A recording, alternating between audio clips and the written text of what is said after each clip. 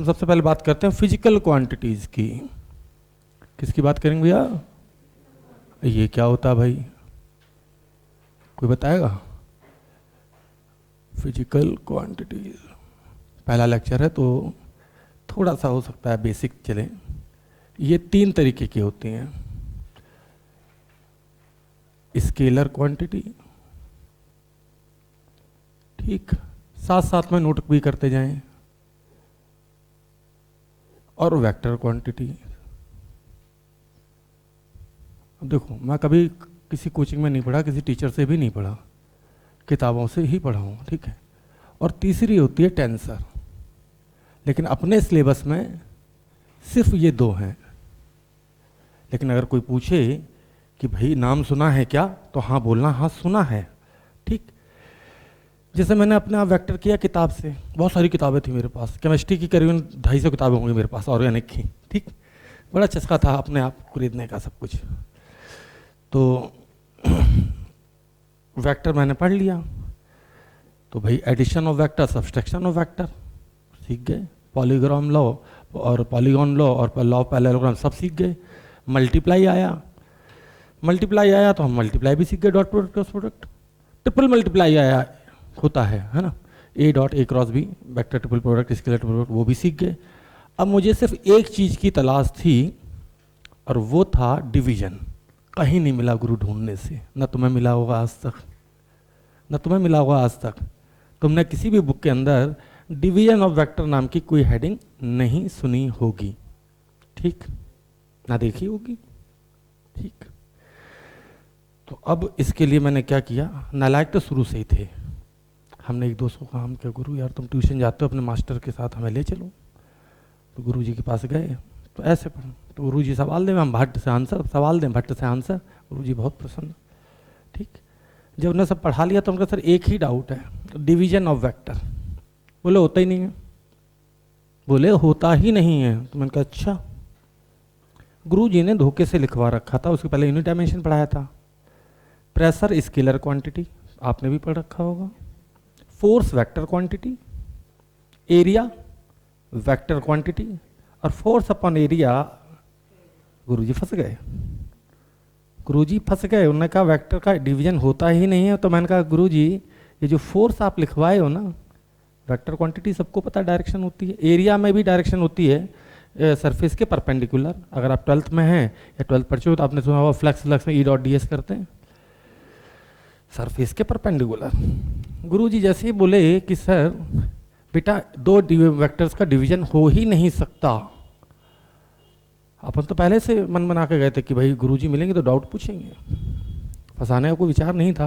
लेकिन हमें बहुत अंदर से खुन्नस थी, तुम्हारे दिमाग शायद आज तक नहीं भी आई होगी कि डिवीजन ऑफ वेक्टर क्यों नहीं पढ़ाया आज तक मास्टर ने, ठीक। और साथ में एग्जाम्पल हमें पता ही था, पढ़ा ही था भाई यूनिट डायमेंशन, सबको पता होता प्रेशर बराबर फोर्स अपॉन एरिया। तो गुरुजी बोले यार उनका दो वेक्टर का डिवीजन स्केलर कैसे आ गया? बोलते डायरेक्शन से डायरेक्शन कट गई। मैंने कहा बहुत सही, डायरेक्शन से डायरेक्शन कट गई, फोर्स में इधर लगाऊं, एरिया वेक्टर उधर है, कैसे कट गई? और कोई ये चीनी है कि चीनी से चीनी धुल गई, ठीक। एक्चुअली गुरुजी को नॉलेज नहीं थी, कीड़ा दिमाग में अभी भी था। गुरुजी से हम चले आए तो एमएससी में मैथ में एक भैया पढ़ते थे, उनके पास मुझे एक किताब मिली that is called tensor algebra, वहाँ लिखा हुआ था। बस किताब पाई, उसके बाद तो था न, ठीक। तो आपको बता दें कि प्रेशर स्केलर क्वांटिटी नहीं होता है, प्रेशर एक टेंसर क्वांटिटी है। चूंकि हमारे सिलेबस में टेंसर नहीं है, वो एमएससी एमटेक में है, तो इसलिए हम अपने लेवल पे प्रेशर को, ठीक, स्केलर क्वांटिटी मान लेते हैं, या बच्चे को समझाने के लिए स्केलर बोल देते। कोई पूछे दो वेक्टर्स का डिवीजन हो सकता है, तो जवाब होगा हाँ हो सकता है, लेकिन अपने सिलेबस में नहीं है, इसलिए हमें उसे पढ़ने की आवश्यकता नहीं है, ठीक। कोई दिक्कत? ठीक है, तो इतनी बात तो आपको समझ में आ गई होगी कि टेंसर क्या होता है। डिटेल में नहीं जाएंगे, लेकिन हाँ टेंसर क्वांटिटी होती है, एक स्केलर, एक वेक्टर, और तीसरी क्वांटिटी जो दुनिया में है वो उसको हम कहते हैं टेंसर क्वांटिटी। दो वेक्टर्स का डिवीजन हो सकता है, तो आंसर है हाँ, ना नहीं है, ठीक। क्योंकि एग्जांपल मैंने सामने दिया आपको, प्रेशर बराबर force upon area, force vector area vector division करके ही प्रेशर लिखते हैं, ठीक। चलिए तो ये तो थी काम की बात। अब ऐसी क्वांटिटीज या ऐसे शब्द जिनको हम नाप सकें कि कपड़ा दे दो 2 मीटर, या जिनकी मदद से हम फिजिक्स को व्यक्त कर सकें, फिजिक्स को रिप्रेजेंट कर पाएं, ठीक, ऐसी क्वांटिटीज को हम बोलते हैं फिजिकल क्वांटिटीज।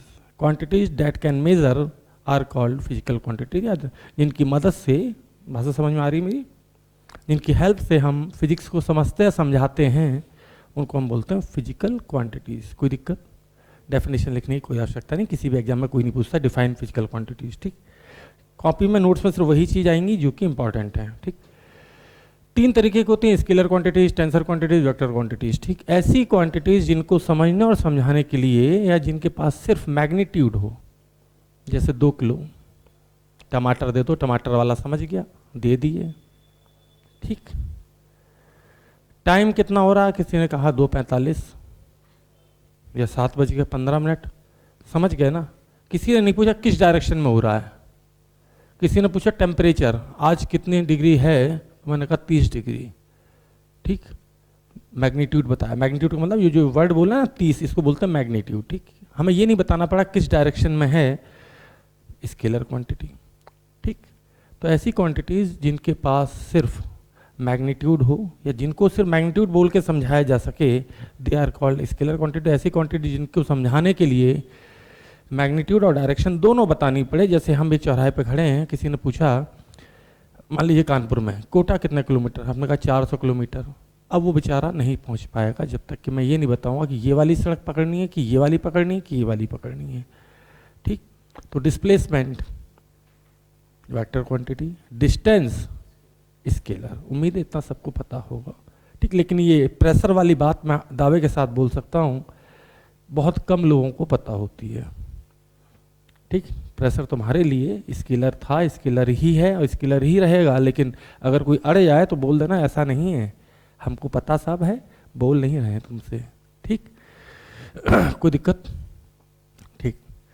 ऐसी क्वांटिटी जिनको समझने समझाने के लिए मैग्नीट्यूड की आवश्यकता पड़े, उनको हम बोलेंगे स्केलर क्वांटिटीज। ऐसी क्वांटिटी जिनको समझने और समझाने के लिए मैग्नीट्यूड और डायरेक्शन दोनों बतानी पड़े, ठीक। किसी ने का धक्का मारा, अब किस डायरेक्शन में मारा, क्योंकि इधर मारेंगे तो इधर जाएगा, इधर मारेंगे तो इधर जाएगा, ठीक। तो मतलब की डायरेक्शन भी बताना पड़ा, ठीक। जोर से मारा, धीमे से मारा, ठीक। कहने मतलब न्यूटन जो फोर्स 5 न्यूटन लगाया कि 500 न्यूटन लगाया, ये तो मैग्नीट्यूड हुआ। लेकिन साथ में जिधर डायरेक्शन भी बताओ उधर ही चीज जाएगी। तो फोर्स कैसी क्वांटिटी है? Vector, acceleration vector. तो लिखना शुरू कर दीजिए, ठीक। सिर्फ थोड़ा थोड़ा है ना, ये बता दूं कि ये वेक्टर का पहला लेक्चर है तो बेसिक चीजें हैं, सबको आती होंगी। Quantities having magnitude only are called scalar quantities. Quantities having magnitude only are called scalar quantities. मुझे चूंकि भाषाएं सारी आती हैं, तो अगर कोई हिंदी में सुनना चाहता है तो स्केलर को बोलते हैं अदिश राशियां, अदिश। फिजिकल क्वांटिटी का मतलब भौतिक राशियां, फिजिक्स को हिंदी में भौतिक की बोलते हैं। इसके मजा आता मुझे बताने में, है ना। स्केलर का मतलब अदिश राशियां, और वेक्टर का मतलब सदिश, सदिश का मतलब दिशा के साथ, ठीक। पहले हिंदी नहीं आती थी, जब मैं नारायणा में था, साउथ में पढ़ाता तो वहाँ इंग्लिश का ही ट्रेंड है। कोटा थोड़ा सा इंग्लिश टाइप का शहर है, हिंदी अंग्रेजी दोनों मिक्स, ठीक। तो वही भाषा सीखनी पड़ी। फिर कोटा में कुछ बच्चे ऐसे भी आते हैं जो शुद्ध हिंदी मीडियम होते हैं साहब, मतलब कि फिजिकल क्वांटिटी लिख दी अगर तो वैसे मुंह बनाई, भौतिक राशियाँ काहे नहीं लिखी हो गुरु, ठीक। तो कोई बात नहीं, आप सुन लीजिए, नॉलेज बढ़ जाएगी, कोई दिक्कत नहीं है, ठीक। कब पता क्या जरूरत पड़ जाए, तो हिंदी मुझे बाद में सीखनी पड़ी। लिख लिया? एग्जाम्पल लिख लीजिए भाई। मास, मास को हिंदी में द्रव्यमान भी बोलते हैं। Length, temperature, time, distance, current, volume, comma speed, volume के बाद कॉमा स्पीड लिखा, कॉमा प्रेशर। हालांकि प्रेशर स्केलर नहीं होता, लेकिन अपने लेवल पे, जिस लेवल पे हम खड़े हैं 12th वाले पे, वहाँ पे हमारे लिए स्केलर ही है, ठीक। ठीक। अब कोई बच्चा पूछा LKG में, सर वेक्टर सिखा दो, कैसे सिखा दो उसे? तो ये MSc MTech की चीज़ें तो अभी नहीं सीख सकते, तो प्रेशर भी अपन स्केलर में ही काउंट करेंगे, ठीक। वर्क, एनर्जी, एनर्जी कोई भी एनर्जी, काइनेटिक एनर्जी हो, पोटेंशियल एनर्जी हो, ठीक, ये सब कैसी क्वांटिटी है, स्केलर। ट्रेडमिल पर जब हम दौड़ते हैं तो उसमें लिख के आता भाई 300 कैलोरी बर्न की, तो कोई ये नहीं पूछता किस डायरेक्शन में बर्न की, ठीक। तो एनर्जी, एनर्जी को हिंदी में ऊर्जा भी बोलते हैं, वर्क को हिंदी में कार्य बोलते हैं, ठीक। अच्छा, अब यहाँ पे वेक्टर क्वांटिटीज कौन सी होंगी भैया, जिनके पास मैग्नीट्यूड और डायरेक्शन दोनों हो। तो लिख लीजिए भाई, quantities having both magnitude and direction are called vector quantities. फटाफट लिख लीजिए, quantities having both magnitude and direction, quantities having both magnitude and direction are called vector quantities। मतलब कि अभी मूवी शुरू नहीं हुई है, नंबरिंग चल रही है सिर्फ, अभी हम ये बता रहे हैं हीरो कौन कौन आएगा इसमें, ठीक। quantities having both magnitude and direction are called vector quantities, ठीक। कौन कौन सी होंगी भैया, एग्जांपल बताओ।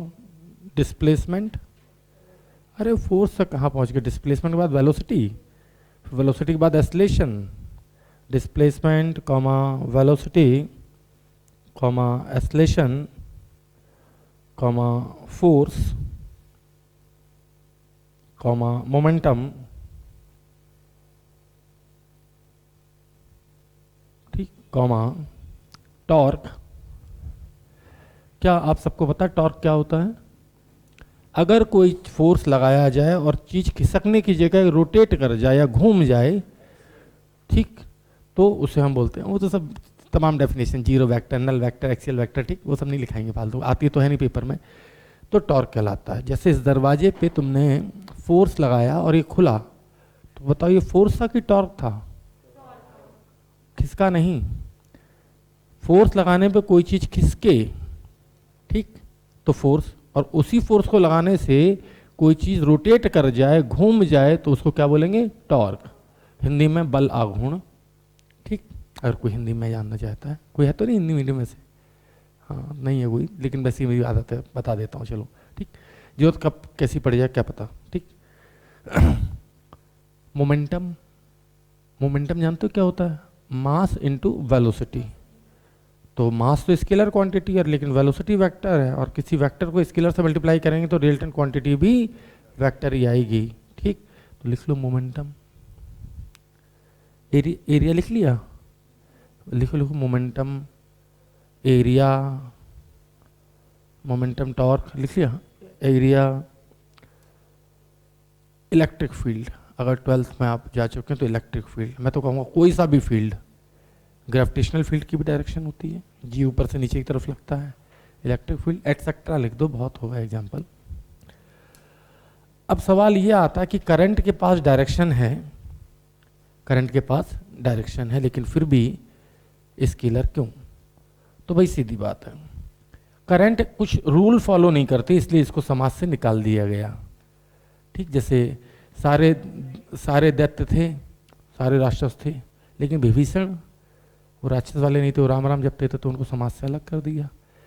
करंट जो है वेक्टर, जैसे ये करंट यहाँ से आ रही मान लो 2 एम्पियर, और एक करंट यहाँ से आ रही है 3 एम्पियर, तो यहाँ कितनी जाएगी भाई? ऐसे समझो, पाइप से, इस पाइप से पानी आया 2 लीटर, इससे 3 लीटर आया, इसमें गया 5 लीटर। क्या ये 5 लीटर इनके बीच में एंगल से डिपेंड करेगा?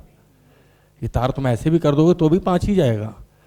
तो यही हम बोलते हैं लॉ ऑफ पैरेललोग्राम, थोड़ी देर में आ जाएगा, ठीक। तो लिख लीजिए भाई। अच्छा, एरिया की डायरेक्शन किधर होती है? हाँ, perpendicular to its plane, plane के परपेंडिकुलर। जैसे बोर्ड है ना, तो इसका एरिया का वेक्टर बाहर होगा या अंदर होगा, ठीक, दोनों तो परपेंडिकुलर हो सकता है। तो लिख लीजिए, current is a scalar quantity, current having direction, sorry, current having direction but does not follows law of parallelogram for vector addition, current having direction but does not follows current having direction, मैं 3 बार बोलता हूँ ना, current having direction but does not follows law of parallelogram, कुछ होता होगा, आगे समझ में आ जाएगा। law of parallelogram for vector addition, for vector addition, so current is a scalar quantity, so current is a scalar quantity,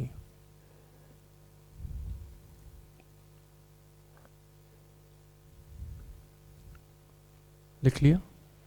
अगली line लिखें star लगा के एरो लगा के, जो भी आप लगा रहे हैं, स्टार भी लगा सकते हैं, एरो भी लगा सकते हैं, ठीक। Direction of area vector, direction of area vector, area vector की डायरेक्शन पे कोई पूछे तो बताना कि जो एरिया है उसी के प्लेन के परपेंडिकुलर होती है। Direction of area vector is, direction of area vector is perpendicular to its plane. Perpendicular पूरा नहीं लिखना होता, देखो ऐसे साइन बना देते हैं, ऐसे परपेंडिकुलर का ऐसे, तो जल्दी बन जाएगा,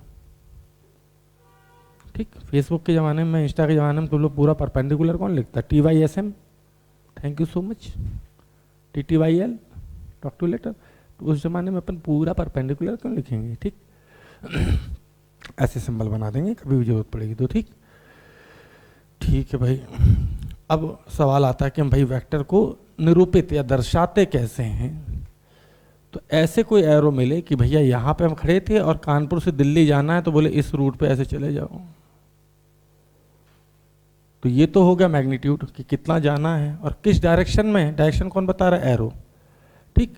तो मान लो ये बोल दिया ये वेक्टर ए है, इसको बोलते हैं पिछवाड़ा, पिछवाड़े का मतलब टेल, और इसको क्या बोलेंगे? हेड।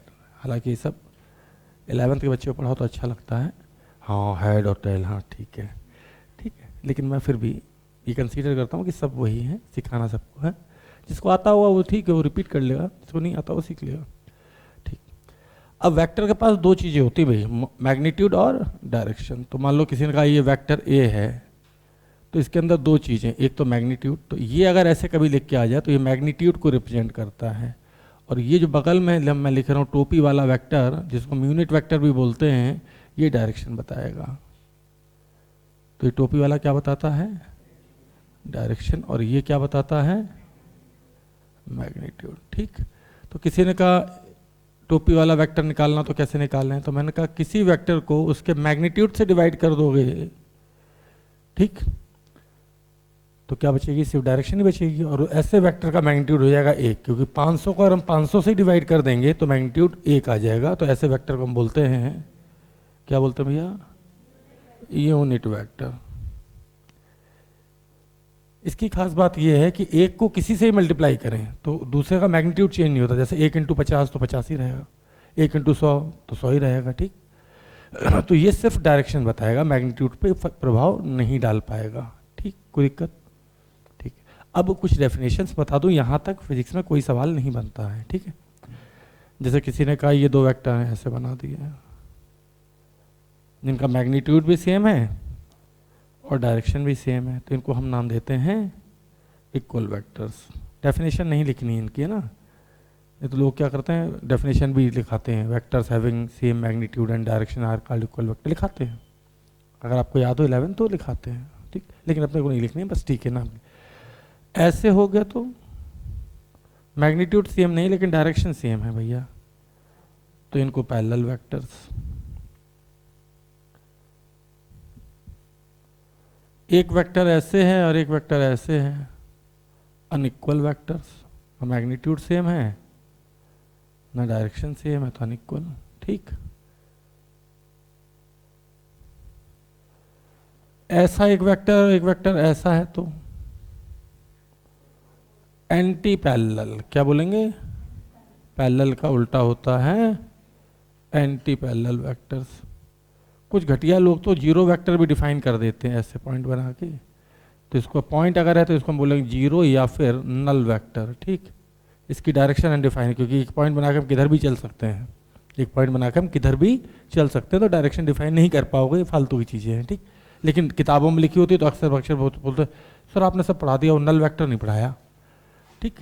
बच्चे तो बच्चे हैं, ठीक। तो ये बेसिक चीज़ें हैं। अच्छा, कोई वेक्टर मान लो मैं यहाँ से कानपुर से दिल्ली गया और दिल्ली से हरियाणा गया, हरियाणा से पंजाब गया, पंजाब से शिमला गया, तो ये जो वेक्टर आप देख रहे हैं एक ही लाइन में हैं, तो ऐसे वेक्टर्स को हम बोलते हैं कोलिनियर। लीनियर का मतलब एक ही लाइन में, को का मतलब एक लाइन में, तो ऐसे वेक्टर को vector lies in the same line are called collinear vectors. तो भाई ये डेफिनेशंस मैं नहीं लिखाना चाहता, कचरा होता है, ठीक। बेसिकली फिजिक्स जब टफ होगी तो मैं उसको बहुत आसान करता चला जाऊंगा, लेकिन अभी यहाँ टफनेस है ही नहीं कुछ। ठीक, आसान आप किस चीज़ को कर सकते हो? जो टफ हो। ठीक, जैसे मेन फिजिक्स मैं मानता हूँ कि जो शुरू होती है वो कम से कम प्रोजेक्टाइल मोशन से शुरू होती है, ठीक ठाक, और एनएलएम पे ठीक ठाक मज़ा आने लगता है, और आरबीडी में मज़ा ही आ जाता है। हाँ सच में आएगा, मजाक नहीं कर रहा हूँ, सबसे आसान वही लगेगी। ठीक, क्योंकि जो टफ होगा ना तब मैं उसको आसान कर पाऊंगा। अब कोलिनियर वेक्टर की डेफिनेशन में क्या आसान करोगे, वो तो डेफिनेशन है। ठीक, अच्छा बताओ कि एक वेक्टर ऐसे गया, एक ऐसे गया, एक ऐसे गया, एक ऐसे गया, लेकिन बाहर नहीं निकला, एक ही प्लेन में रहा, तो ऐसे vectors, vectors lies in the same plane are called coplanar vectors. ठीक, तो ये थी फालतू की सारी बातें, इनसे कहीं भी कोई भी सवाल नहीं बनेगा। ठीक,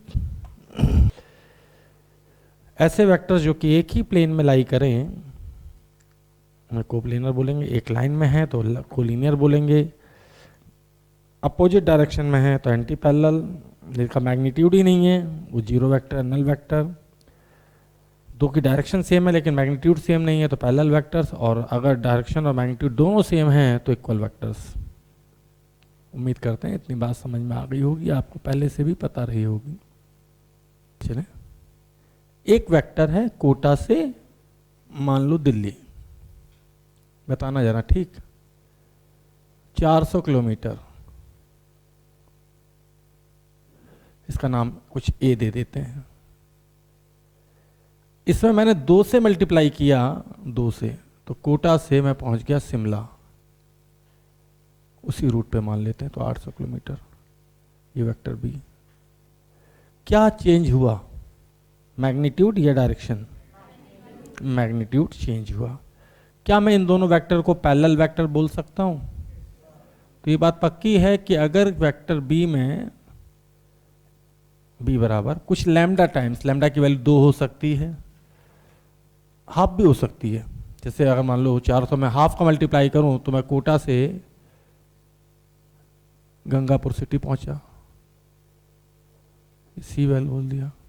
तो इन तीनों वेक्टर में एक चीज कॉमन है कि अगर हम किसी वेक्टर को किसी स्केलर से मल्टीप्लाई कर रहे हैं, जैसे 2 या 1/2 से, तो वेक्टर का सिर्फ क्या चेंज होगा भैया, मैग्नीट्यूड। बी बराबर हम लिख सकते हैं लैम्डा टाइम्स ऑफ ए। ठीक, ये कब काम आएगा, जब हमें प्रूफ करना होगा 2 vectors parallel.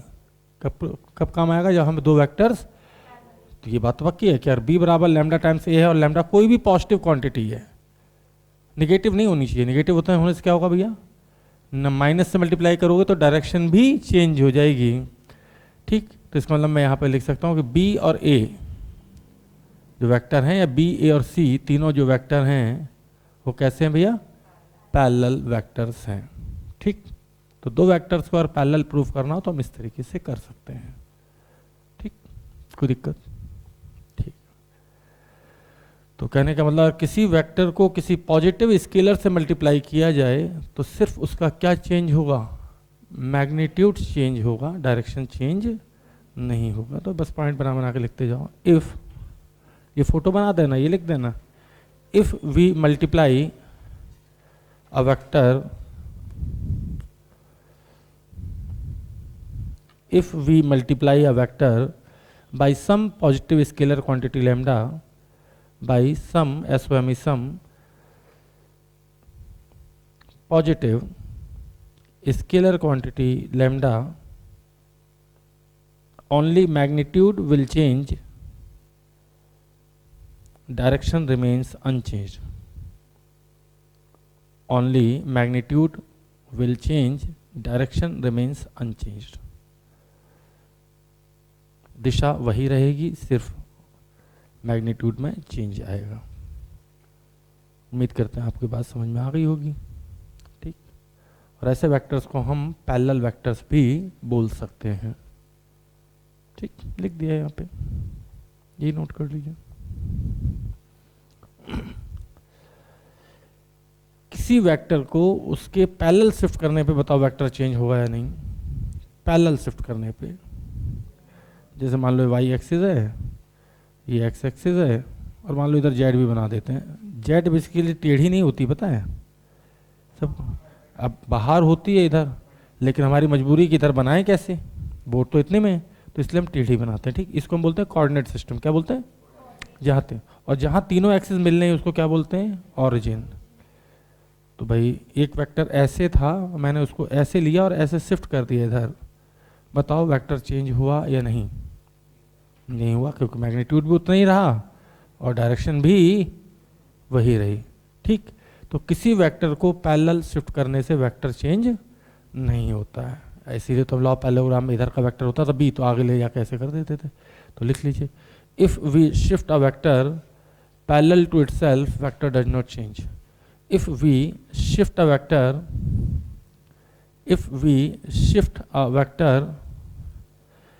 parallel to itself, vector does not change.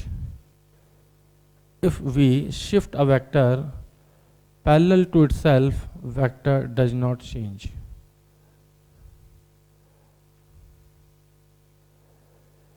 अच्छा, तो घुमाने पे चेंज होगा कि नहीं होगा? हैं?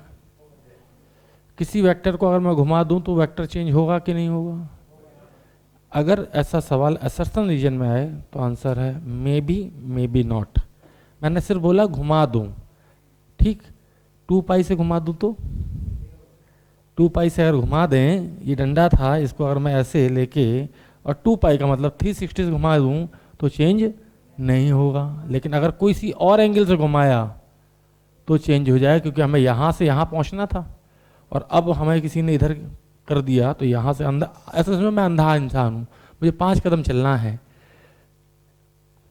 5 कदम चला तो अपने ऑफिस पहुँच जाऊँगा। किसी ने धीरे से इधर घुमा दिया, अब 5 कदम चलूँगा तो ऑफिस पहुँचूंगा क्या? नहीं, अब यहाँ पहुँचूंगा कहीं। समझ के बात को? तो अगर वेक्टर को इस एंगल को छोड़ के, जो कि 2n पाई ना हो, मतलब 2 पाई 4 पाई ना हो, किसी और एंगल से घुमाया जाए तो वेक्टर जो है डेफिनेटली चेंज हो जाएगा। तब हम इन दोनों वेक्टर्स को सेम नहीं बोलेंगे, क्योंकि दिशा चेंज हो गई है, डायरेक्शन चेंज हो गई है। ठीक, तो लिख लीजिए, if we rotate a vector, if we rotate a vector. अच्छा, कुछ लोग ना सिर्फ ये बनाते हैं ऐसे, इससे फील नहीं आता। एरो बनाओगे तो लगेगा कि हाँ ये ऐसे यहाँ से घुमाया गया है ना। तो कुछ लोग सिर्फ एरो नहीं बनाते, सिर्फ ऐसे बना देते हैं, तो ऐसा लगता है 2 वेक्टर के बीच का एंगल निकालना है ना।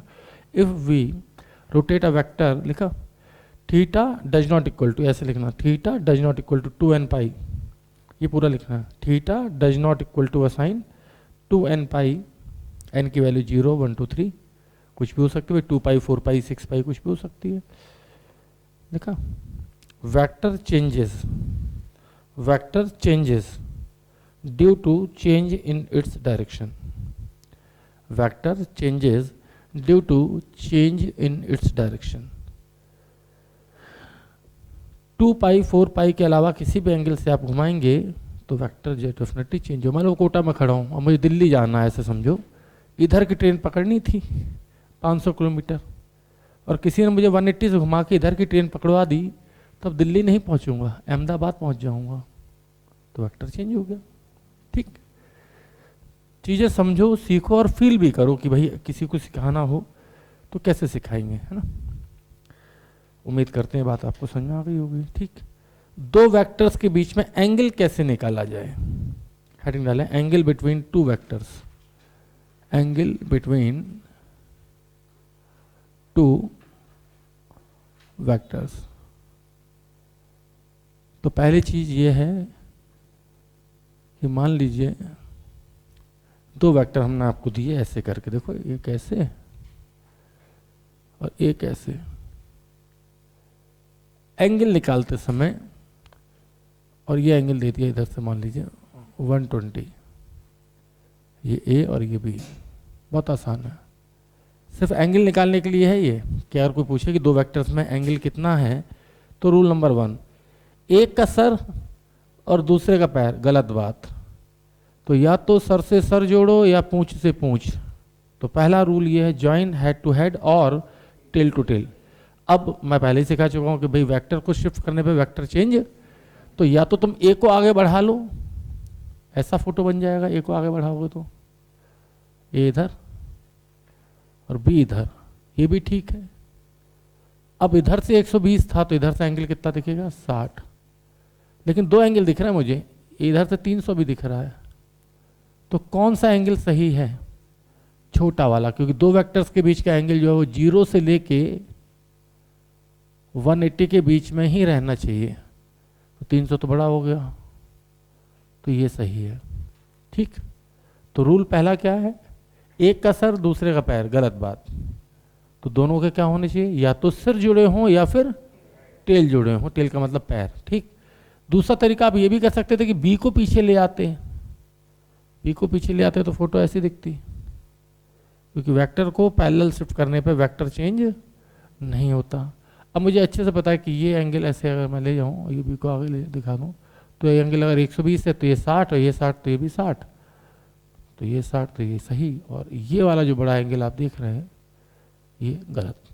ठीक, तो उम्मीद करते हैं कि आप बड़े आराम से दो वेक्टर्स के बीच में एंगल निकालना सीख जाएंगे। ठीक, कुछ करना ही नहीं है भाई, ऐसे देगा, कुछ लोग तो समझदार होते वैसे ही फोटो बना के दे देते हैं, या ऐसा दे देंगे, तब तो कुछ करना ही नहीं है भाई, हेड टू हेड जुड़ा है, टेल टू टेल जुड़ी, कुछ नहीं करना, छोटा वाला एंगल देखो, टिक करो, आगे बढ़ो।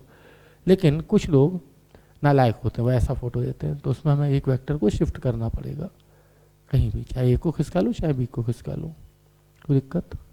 आदित्य कुमार,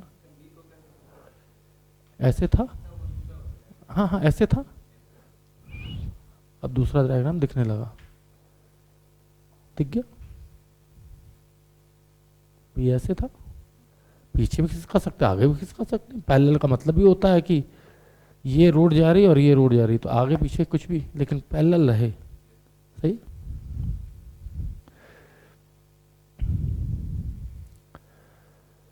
तो कौन सा एंगल लेना है दोनों में से, छोटा या बड़ा?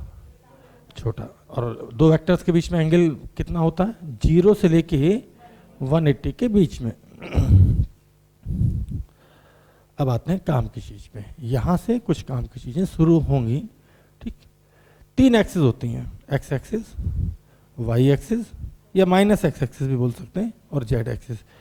एक्स एक्सिस की अगर हमें डायरेक्शन बतानी होगी, जैसे किसी से कहा 3 मीटर चले जाओ एक्स डायरेक्शन में, तो एक तो तरीका ये हो गया कहने का।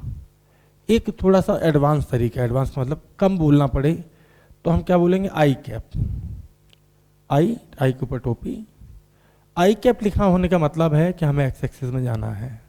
ठीक, माइनस आई कैप का मतलब माइनस एक्स एक्सिस में जाना है। जे कैप अगर लिखा हो, जे कैप, तो वाई एक्सिस में, और माइनस जे कैप लिखा हो तो माइनस वाई एक्सिस में, और के कैप लिख दे कोई तो जेड एक्सिस में जाना है।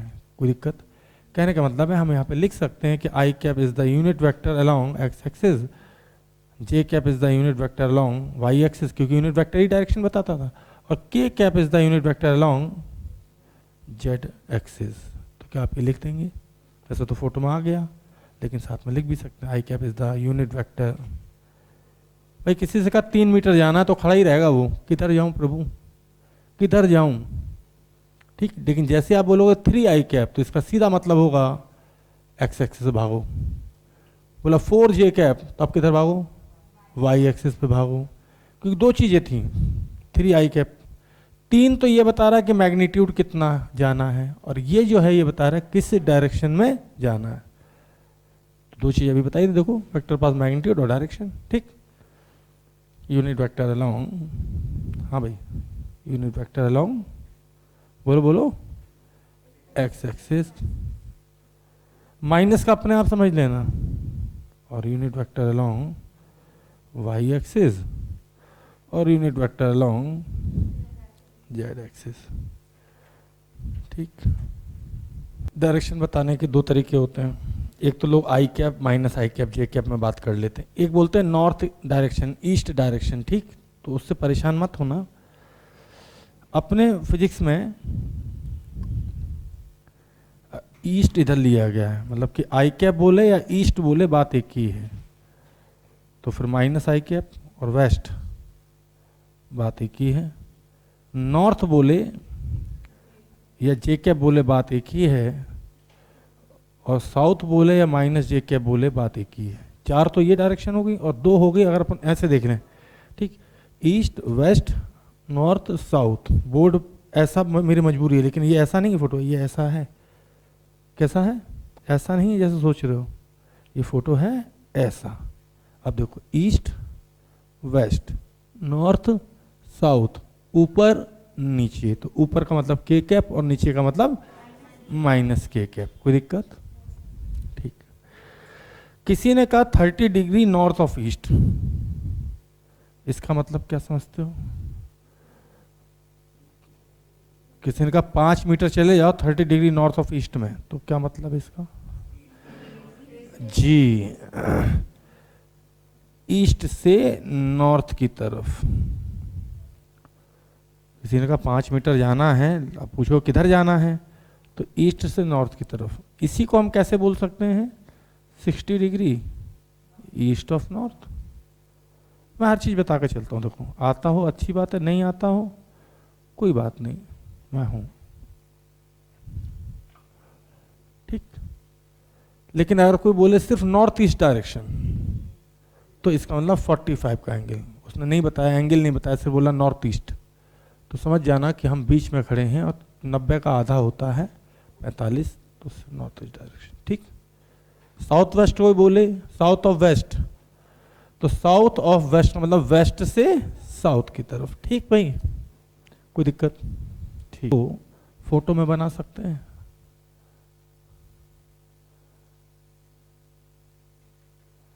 X axis Y axis, 4i cap plus 3j cap का मतलब ही है कि मुझे पहले चलना 4 यूनिट आई में 4i कैप, और फिर 3 चलना है वाई डायरेक्शन में। उम्मीद करते हैं कि आप बात को समझ गए होंगे। तो अब मैं कहाँ से कहाँ पहुँचा? यहाँ था और यहाँ पहुँचा, तो ये हो गया मान लीजिए वेक्टर ए। कोई दिक्कत? कोई दिक्कत नहीं इसमें, ठीक, कोई दिक्कत नहीं। इसको हम बोलते हैं एक्स कंपोनेंट उसी वेक्टर का, और इसको हम क्या बोलेंगे? वाई कंपोनेंट, क्योंकि इन दोनों से मिलके ये बना। तो कंपोनेंट का मतलब ही होता है हम जिन चीज़ों से मिलके बने हैं। जैसे गाड़ी के पार्ट्स होते हैं, तो पार्ट्स मिलके गाड़ी बनती है, तो इसको कंपोनेंट बोलते हैं। तो चूंकि आई कैप के साथ इसको क्या बोलेंगे? एक्स कंपोनेंट, और जे कैप के साथ उसको क्या बोलेंगे? ठीक। दूसरे ने कहा कि सर मेरे पास भी एक वेक्टर है बी, बोले 3i कैप और 4j कैप। बहुत बढ़िया। क्या मुझे बता सकते हैं कि अब कैसे चले? ए तो चल लिया, अब ए के बाद बी और चलना है, तो आपको ए प्लस बी वैक्टर बताना है। रिजल्टेंट जो आएगा दोनों वेक्टर को जोड़ के, रूल बहुत सिंपल है, मैं चाहूँ तो एक सेकंड समझाऊँ, लेकिन सबको पता होगा जो पढ़ रहे हैं यहाँ पे कि आई का आई के साथ जुड़ता है, जे का जे, लेकिन क्यों जुड़ता है ये नहीं पता होगा। आई के साथ जुड़ता है सबको पता होगा, यहाँ बैठा हुआ हर बच्चा जानता है कि आखिर जोड़ते क्यों? आई को जे के साथ भी तो जोड़ सकते थे, क्या ऐसा रूल कैसे बन गया भाई? अभी आपको क्लियर हो जाएगा। तो बी वेक्टर अगर मुझे बताना है तो मैं 3i कैप चलूंगा और 4 थोड़ा बड़ा बना देते हैं जे कैप चलूंगा, और ये वेक्टर जो बना ये वाला, ये बन गया वेक्टर बी। अब मैं अगर देखूं तो पहले मैं ऐसे चला ए वेक्टर, फिर बी वेक्टर उसमें जोड़ना था, तो फिर मैं ऐसे चला, तो मैं नेट यहां से यहां पहुंचा, ये हो गया आर वेक्टर। दुनिया में ऐसी कोई मैथ नहीं है जो ये बता पाए कि इसकी लंबाई कितनी, क्योंकि एक बार तो एक आदमी ऐसे चला, एक ऐसे चला, न एंगल पता न कुछ पता, यहाँ से यहाँ तक पाइथागोरस लग नहीं सकती, 90 का एंगल है नहीं। दुनिया में ऐसी कोई मैथमेटिक्स नहीं थी जो ये बता पाए कि ये रिजल्टेंट या परिणामी कितना आएगा। ठीक, बिल्कुल सही है, दिख रहा साफ साफ, ठीक। तो लोगों ने कहा कि यार सर इस 3 को मैं इधर भी तो खिसका सकता हूँ। मैंने कहा हाँ बिल्कुल खिसका सकते हो, ये 3 और ये 3, इसीलिए पढ़ाया था वेक्टर को पैरेलल शिफ्ट करने में वेक्टर चेंज नहीं होता, तो ये 3 यहाँ पे ले आया भैया, देखते रहना। और इस 3 को नीचे भी तो ला सकता हूँ, क्योंकि वेक्टर को पैरेलल शिफ्ट करने में वेक्टर चेंज, और वैसे भी ज्योमेट्री दिख रहा होगा, और ये 3 है तो ये भी 3 ही होगा। अब जो मुझे दिख रहा है वो ये दिख रहा है कि मैं x में टोटल चला 7, दिख रहा है, y में टोटल चला 7। तो अब मैं कितना चला ये जानने के लिए मुझे बताने की जरूरत नहीं है, पाइथागोरस लग जाएगी। ठीक, तो तुम सबको पता है कि जब वेक्टर आता है तो कंपोनेंट करने पड़ते हैं, ये फलाना ढिमका। तो ये जितनी रामायण करनी पड़ती सिर्फ इसलिए कि पाइथागोरस लग जाए। अब यहां से मैं बोल सकता हूं कि x वाला x के साथ जुड़ेगा, देख सकते हो आप, y वाला y के साथ जुड़ेगा ताकि पाइथागोरस लग जाए। भाई ये डिस्टेंस यहां चली है तो इसके इक्विवेलेंट डिस्टेंस तो यहीं पे चला पाओगे ना, ऐसे तो चला नहीं दोगे। ठीक, कोई पूछे कि भाई रिजल्टेंट वेक्टर का जो है मैग्नीट्यूड कितना आया, तो भाई रिजल्टेंट वेक्टर का जो मैग्नीट्यूड है आपको सबको पता है, ज्ञानी इंसान है आप लोग, तो मैं कहूँगा under root of x component का स्क्वायर प्लस y कंपोनेंट का स्क्वायर। ये जो फार्मूला बना है मैग्नीट्यूड निकालने का, under root of x component का square plus y component square plus z component का स्क्वायर, ये बना किससे पता? कोई बड़ी चीज़ से नहीं बना, पाइथागोरस से ही बना है। कोई दिक्कत? कोई बोले कि किस डायरेक्शन में गया ये, तो मैं कहूँगा ये एंगल परपेंडिकुलर अपॉन बेस अगर मैं करूँ तो tan थीटा बराबर, हम सबको पता है परपेंडिकुलर में y एक्सिस है, बेस में z x एक्सिस है, sigma y upon sigma x या y अपॉन x भी लिख सकते हैं। ठीक, हाँ कोई अगर एंगल बिल्कुल ही पूछे तो मैं कहूँगा ये डायरेक्शन मेरे हिसाब से तो यहाँ पे मैं देखूँ तो नॉर्थ ईस्ट डायरेक्शन, तो 45 डिग्री बोल सकते हैं विद x एक्सिस या y एक्सिस। तो कुछ जगह ऐसे लिख के मिलेगा और कुछ लोग सीधे बोलेंगे नॉर्थ ईस्ट डायरेक्शन। ठीक, तो अब रूल ये है कि x वाला x के साथ जुड़ता है, y वाला y के साथ जुड़ता है, और z अगर होता मान लीजिए यहाँ पे z का मतलब k कंपोनेंट होता तो k वाला k के साथ, कहने मतलब x का y से, y का x के, या z से कोई लेना देना नहीं, सब इंडिविजुअल आपस में है। और यही रूल लगेगा सब्सट्रैक्शन में भी। ठीक, अगर कोई a माइनस बी करता है तो 4 में से 3 1, i वाला i के साथ, j वाला j के साथ और k वाला k के साथ। ठीक, मैग्नीट्यूड निकालना है, अगर सिर्फ i और j है तो यहाँ पे रुक जाना, और अगर पूरा है i j k तो फिर रिजल्टेंट का मैग्नीट्यूड कैसे निकलता भैया? x का स्क्वायर प्लस y का square in the similar manner, sigma है, ये सिग्मा है ना, z का स्क्वायर। ठीक, कोई दिक्कत? कोई दिक्कत नहीं। ठीक,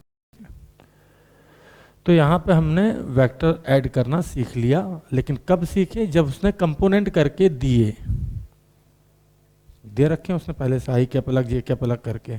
ठीक, लेकिन कुछ लोग नालायक होते हैं, कहते हैं हम कंपोनेंट करके नहीं देंगे, तब जोड़ना है तो कंपोनेंट चाहिए, क्योंकि हमें पता है x वाला x से जुड़ेगा।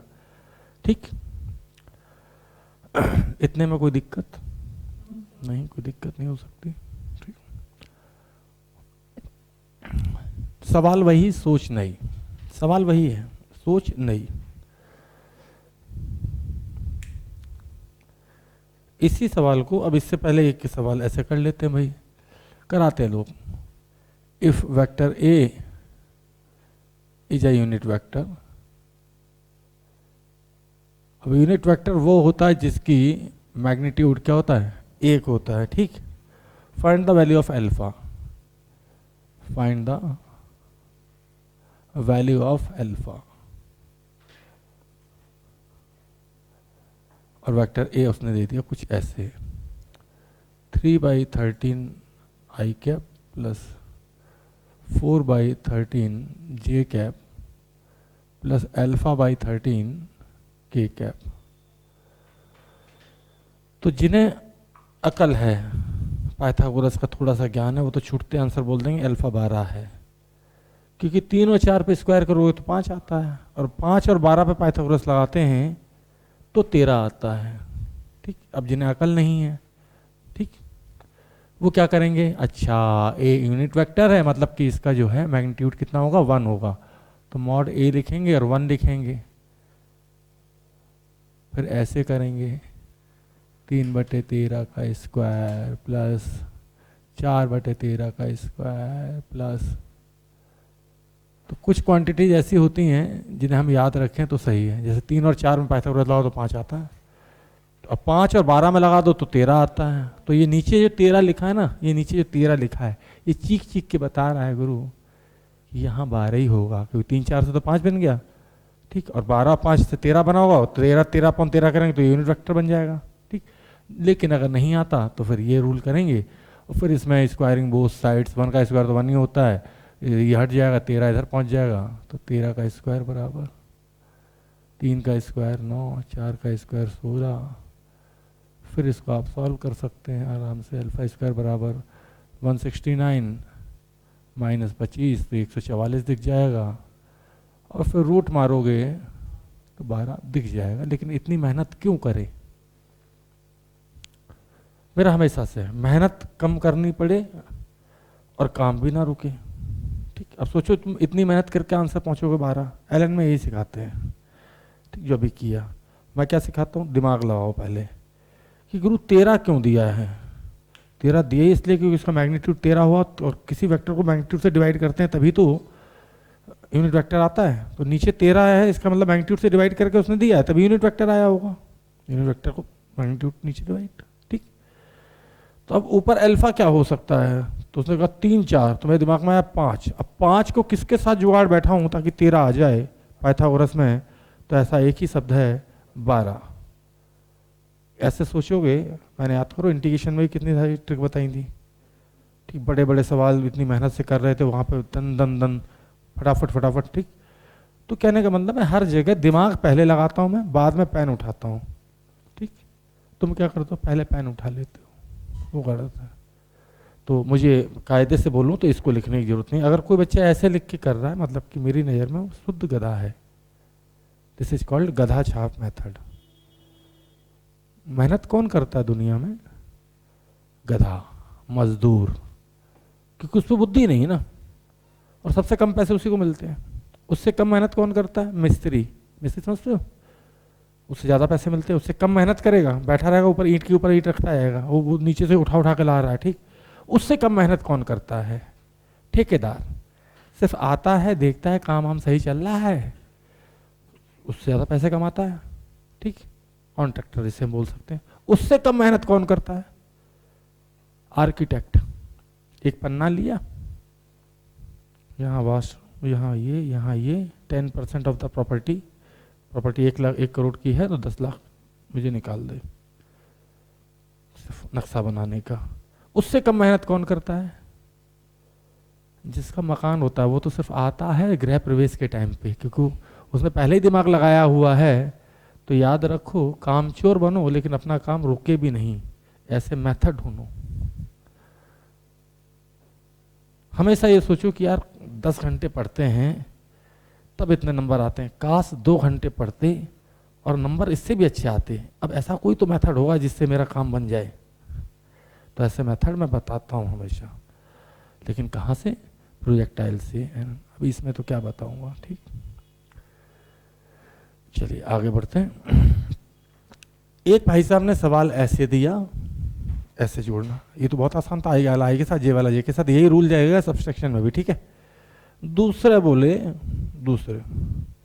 कुछ ऐसे बोले, a man starts from origin, ऐसे भी लिख क्या आता है बुक में, a man starts from origin, एक आदमी ने ऑरिजिन से चलना प्रारंभ किया, ठीक। First he moves 5 metre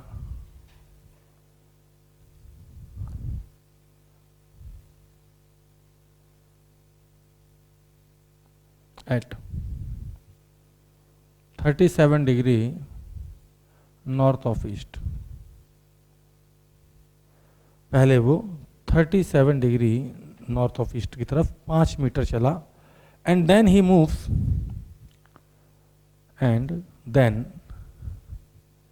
moves, फिर से मूव किया। भाई आदमी चलने वाला मेहनती चलेगा, 5 मीटर एट 37 डिग्री, लेकिन इस बार east of north. Find displacement of man. तो ऐसे सवाल अपने को एलन के मॉड्यूल में या रेजो के मॉड्यूल में मिलेंगे। अब इतना सुनते ही बच्चा कहता अरे राम राम ये क्या आ गया, ठीक, ये क्या आ गया, बड़ा समस्या है साहब। ठीक, अब ध्यान से देखिएगा। क्या आपको पता है टेन थीटा अगर 37 हो ये, तो परपेंडिकुलर अपॉन बेस देखें तो टेन 37 की वैल्यू 3/4 आती है। क्या आपको पता है कि अगर यहाँ पे एंगल मैं निकालूं तो टेन 53 की वैल्यू होती है 4/3। ठीक, कोई दिक्कत? कोई दिक्कत? तो इस आदमी ने यही किया है, देखो गौर से देखना। इसको भी मैं 5 लिख देता हूँ, इसको भी 5 लिख देता हूँ, सिर्फ भाषा चेंज की है। इस डायरेक्शन को आपको याद हो ईस्ट था, ये नॉर्थ था। A man starts from origin, first he moves 5 meter 37 degree north of east, मतलब ईस्ट से नॉर्थ की तरफ।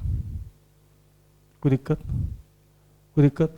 Then he moves 5 meter at 37 east of north. तो पहले था नॉर्थ ऑफ ईस्ट, मतलब ईस्ट से नॉर्थ की तरफ। अब क्या है? नॉर्थ से ईस्ट। तो सोचो नॉर्थ से ईस्ट अगर 37 है तो ईस्ट से नॉर्थ कितना? 53। बिल्कुल वही सवाल है, देखो। ठीक,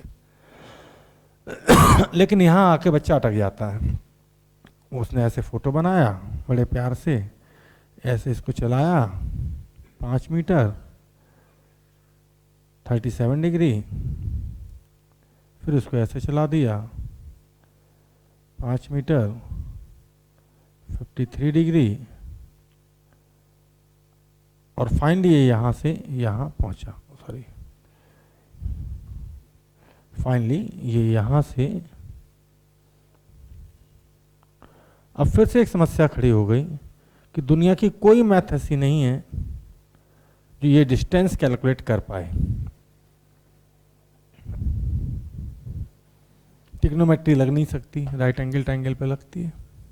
पाइथागोरस लग नहीं सकता, राइट एंगल ट्रायंगल पे लगता है।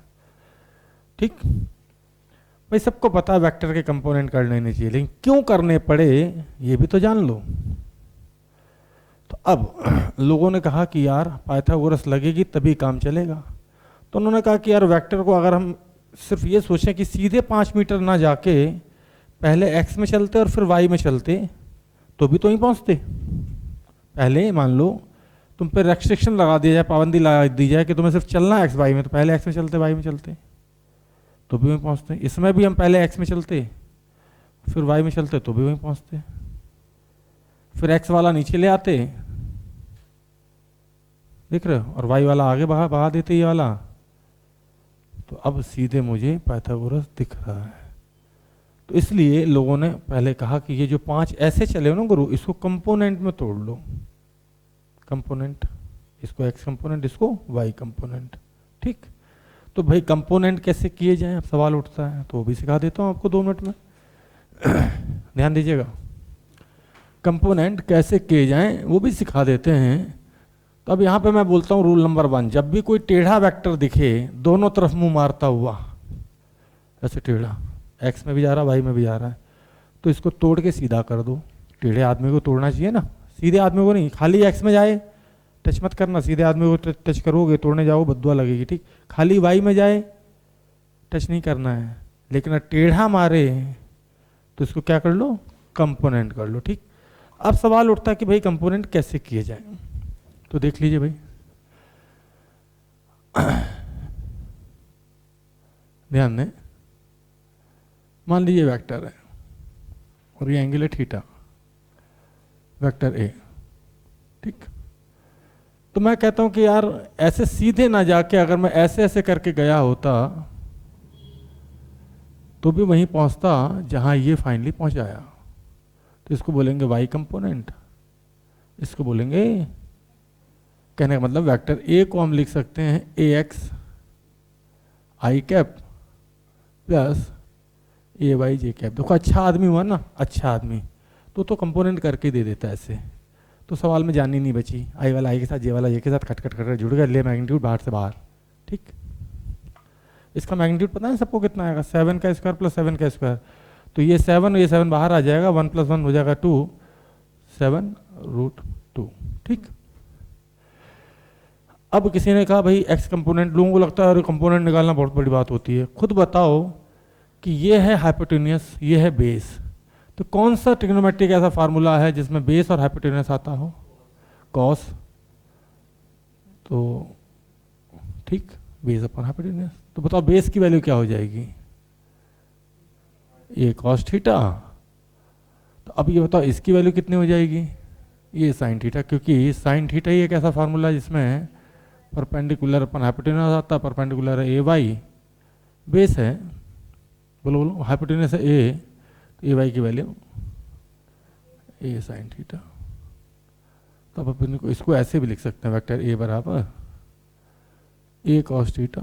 ऐसे याद रखना कि जिसके साथ थीटा बगल में हो, जैसे ए वाई यहाँ है ना, तो ए वाई को मैं यहाँ भी शिफ्ट कर सकता हूँ, याद रखना, हाँ है ना।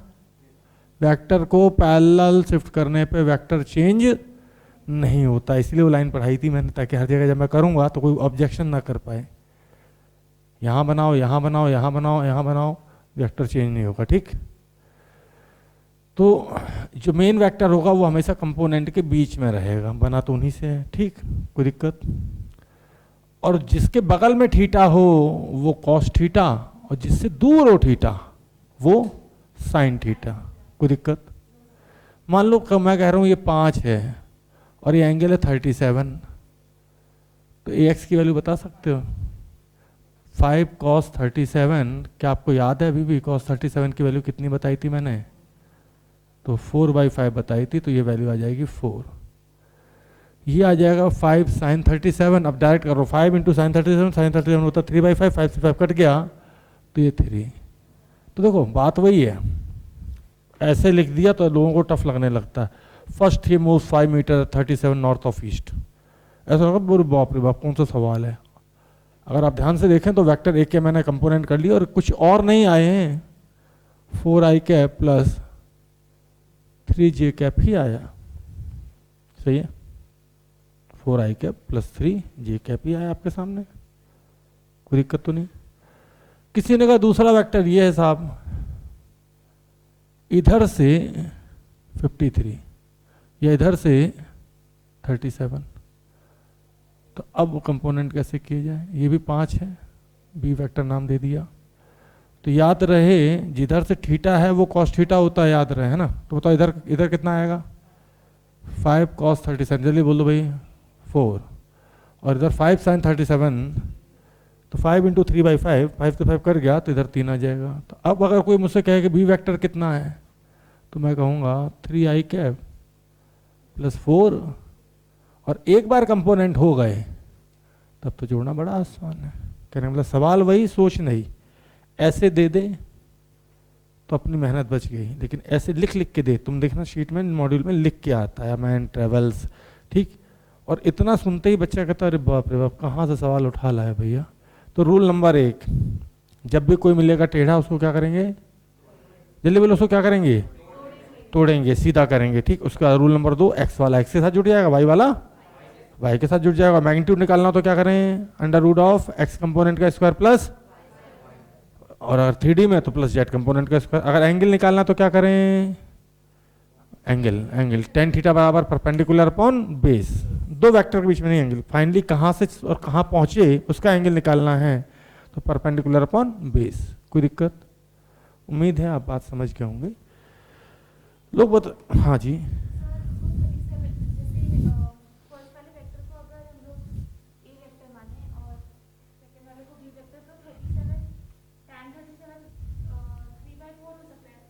हाँ, सिर्फ वेक्टर ए का एंगल अगर पूछा जाए, ठीक, तो ये एंगल 37 है, तो इसीलिए 37 लिख दिया परपेंडिकुलर अपॉन बेस से। तो परपेंडिकुलर में रहा होगा कितना? 3, और बेस में रहा होगा 4। कर सकते हैं, लेकिन ऐसे भी एंगल आएंगे, ऐसे भी एंगल आएंगे, जैसे मान लो मैंने 25 लिख दिया। अब कैसे? 3/4 तो रेशो है बेटा, ऐसे समझो कि मैंने लिखा 25, अब बोलो कैसे करोगी? और 37 ही दे दिए, चलो अब क्या करोगी? हाँ अब बताओ क्या करोगे? तो अगर तुम्हें पूरा मेथड पता है, जैसे इसमें तो 5 के केस में आ जाता है भाई 3/4, 25 के केस में 3/4, अब आपको नहीं समझ में आ रहा होगा, हाँ कर सकते हैं, ठीक। अगर मैं यहाँ पे 15 ले लूँ और यहाँ पे 20 ले लूँ तो वही रेशियो आ जाएगा, ठीक, कोई दिक्कत, बिल्कुल कर सकते हैं। लेकिन अगर हम वैसे भी चलें तो भी कंपोनेंट तो सिखाने ही हैं, ठीक। तो भाई बताओ 25 के कंपोनेंट कितने कितने आएंगे, 25 cos 37, 25 इंटू 4/5 20, 25 इंटू 4/5 20, किसी को आपत्ति, 25 इंटू 4/5 20 होता है, किसी को आपत्ति, कैसे किया होगा मैंने, अरे गधाओं 25 इंटू 4/5 मनी मन में इस 5 से 5 को 20 होगा ना भैया, और 25 इंटू 3/5, 5 से 25 पहले ही दिमाग में उड़ा दिया करो, 5, अब 3/5 बोले तो 3 से मल्टीप्लाई, 4/5 बोले तो 4 से मल्टीप्लाई, तो कितना आएगा भैया 15, ठीक। कुल मिला के आपको कंपोनेंट करने आ चुके हैं, कोई दिक्कत। कंपोनेंट क्यों करते हैं, ताकि पाइथागोरस लगा पाएं, ठीक। पाइथागोरस कब लगा पाओगे, जब एक्स वाले एक साथ जोड़ लोगे, वाई वाले एक साथ जोड़ो। अच्छा मैं आदमी मान लो मेहनती होता, पहले चला फिर चला फिर और चला फिर और चला, तो क्या करोगे, कुछ नहीं, जो सीधा है उसको कंपोनेंट नहीं करेंगे, जो टेढ़ा है उसके कंपोनेंट करेंगे, फिर आई वाले आई के साथ, जे वाला जे के साथ, के वाला के साथ, उसमें क्या दिक्कत है, कितना भी चले। 2 वेक्टर जोड़ो तो लॉ ऑफ पैरेललोग्राम, 3 4 5 6 जोड़ दो तो इसी को बोलते हैं लॉ ऑफ पॉलीगॉन, क्या बोलते हैं, लॉ ऑफ पॉलीगॉन, ठीक। तो मैं लॉ बाद में पढ़ाता हूँ, पहले बेसिकली जोड़ना सिखा देता हूँ। क्या मेरी मदद करेंगे इसके कंपोनेंट करने में, ध्यान दें भाई, एक वेक्टर है 50, एंगल इधर से 37, बताओ भाई जल्दी जल्दी बताओ, 50 इंटू 4/5 40, 50 इंटू 3/5 30, ठीक है भाई। एक वेक्टर है ऐसे मान लो इधर, कुछ ले लेते हैं 40, अब कर जानबूझ के बदतमीजी की है, बताओ भाई इधर से 37 बोलो, 40 इंटू 3/5, तो मैं तो छूटते छूटे 5 4 40 है ना, तो 8 दिमाग में है मेरे, क्या दिमाग में 8, तो 8 चौको 32 और 8 तिया 24। उम्मीद है कि इतने के बाद आप वेक्टर के कंपोनेंट करना सीख चुके होंगे। 8 कैसे आया पता, मैं पूरा भी लिख देता हूँ, 40 इंटू, तुम क्या करते हो, ये जैसे मेरे दिमाग में पहले सेट है ना, 5 तो नीचे आएगा ही आएगा, 37 है तो 5 से मैं जो भी ये देता ना सीधे पहले उसको कट कर लेता हूँ, और फिर कॉस है तो 4 से मल्टीप्लाई कर दिया, साइन है तो 3 से मल्टीप्लाई कर दिया, ठीक है भाई, कोई दिक्कत, ठीक है। तो चलो भाई अब सवाल करेंगे, अभी तक तो कुछ नहीं था, अब तो सिर्फ ये था कि भाई हमें कंपोनेंट करना है, बेसिक पार्ट खत्म हो चुका है, ABCD खत्म, अब एरोप्लेन की स्पेलिंग लिखेंगे। याद रहे 2 वेक्टर जोड़ोगे तो लॉ ऑफ पैरेललोग्राम में, लॉ का नाम नहीं लिखा था, ठीक है ना, और 3 4 5 जोड़े तो 3 4 5 6 जोड़े तो लॉ ऑफ पॉलीगॉन, समझ गए बात को। कंपोनेंट सिर्फ किसके करने हैं, जो टेढ़ा है, सीधा कौन, जो सिर्फ एक्स एक्सिस में हो सीधा, जो सिर्फ वाई एक्सिस में हो सीधा, और जो दोनों तरफ मुंह मारे उसके करने हैं कंपोनेंट। फिर कंपोनेंट करने के बाद कौन सा रूल है, आई वाला आई के साथ, जे वाला जे के साथ, के वाला, अरे हम घर में भी तो यही करते हैं, 2 या 3 सामान मिले हो तो क्या करते हैं, पहले उसको अलग अलग कर लेते हैं, फिर गुड़ गुड़ एक जगह रख दिया, चीनी चीनी एक जगह रख दी, पैसा पैसा एक जगह रख दिया, सोना सोना एक जगह रख दिया, ठीक, जैसा सामान वैसे ही, ठीक। आइए भाई थोड़ा सा और मेहनती इंसान, और अब चलेगा दमादम इंसान, शुरू करें। अच्छा दूसरी तरफ ध्यान देना, ऐसे चला ऐसे चला, अगर आप ऐसे बड़ा फोटो नहीं बनाना चाहते, ऐसे बड़ा, तो आप यही काम छोटे में भी कर सकते हैं, ध्यान दीजिएगा भाई, छोटे में भी कर सकते हैं, क्योंकि वेक्टर को पैरेलल शिफ्ट करने पे वेक्टर चेंज, तो एक फोटो तो ये हुआ, अब पता चला मैंने 10 बार चला दिया आदमी, तो तुम्हारा डायग्राम पता चला ऐसे गया फिर ऐसे गया फिर ऐसे गया फिर ऐसे गया फिर ऐसे गया, ठीक, तो बड़ा सा फोटो दिखता है। इसी चीज को मैं चाहूं तो ऐसे भी, भाई बोर मत होइएगा, हमने पहले ही बोल दिया था आपसे, है ना, तो बेसिक चलेगा, हो सकता है आपको आता हो सकता ना आता हो। तो 2 वेक्टर बनाने मुझे भाई, एक तो ये रहा 5, कितने एंगल पे 37 पे, थोड़ा और बड़ा बना, और एक ये रहा भैया 5, कितना एंगल पे है, इधर से 37, कोई दिक्कत। अब यही कंपोनेंट करके x वाले एक साथ जोड़ सकते हो, जैसे इसका ये कंपोनेंट आ जाएगा 4, ये आ जाएगा 3, ये कंपोनेंट आ जाएगा 3 और ये आ जाएगा 4। अब हम आराम से देख सकते हैं 3 और 4 7 जे कैप में, 3 और 4 7 आई कैप में, ठीक। तो आप एक ही जगह पे भी कंपोनेंट कर सकते हैं वेक्टर बना के, ठीक है, कोई दिक्कत। डिस्प्लेसमेंट बोले तो भी वेक्टर। एक ने कहा एक ब्लॉक है उस पे जो है 2 फोर्स लग रहे हैं, बस कुछ नहीं करेगा वो न्यूटन बोल देगा, तो रिजल्टेंट फोर्स बताओ किधर लगा, तो बात तो वही है तो वेक्टर क्वांटिटी तो जोड़ेंगे वेक्टर के हिसाब से ही, ठीक, कोई दिक्कत तो नहीं। जितने भी वेक्टर क्वांटिटीज है उनको ऐसे ही जोड़ना होता है, ठीक, कोई दिक्कत नहीं ना। चलिए तो भाई इतना नोट कर चुके हो तो फिर अपन आगे चलें और आदमी को अब चलाना शुरू करते हैं, दमादम दमादम खूब चलाएंगे, ठीक।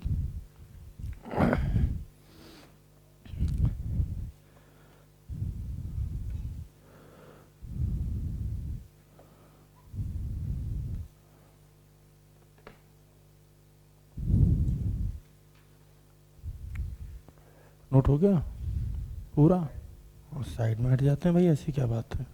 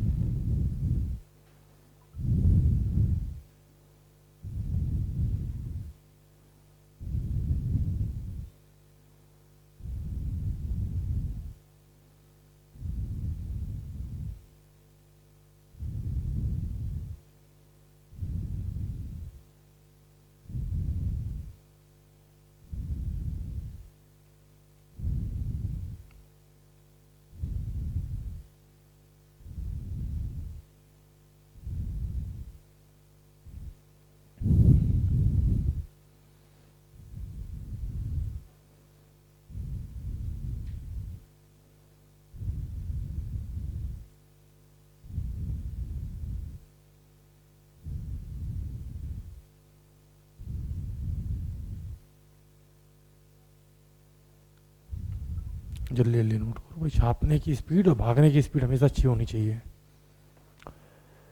मान लो पेपर में कुछ नहीं आता है लेकिन कहीं से मौका लग जाए, टीचर इधर उधर चला जाए 5 मिनट के लिए, तो और छापने की स्पीड अच्छी ना।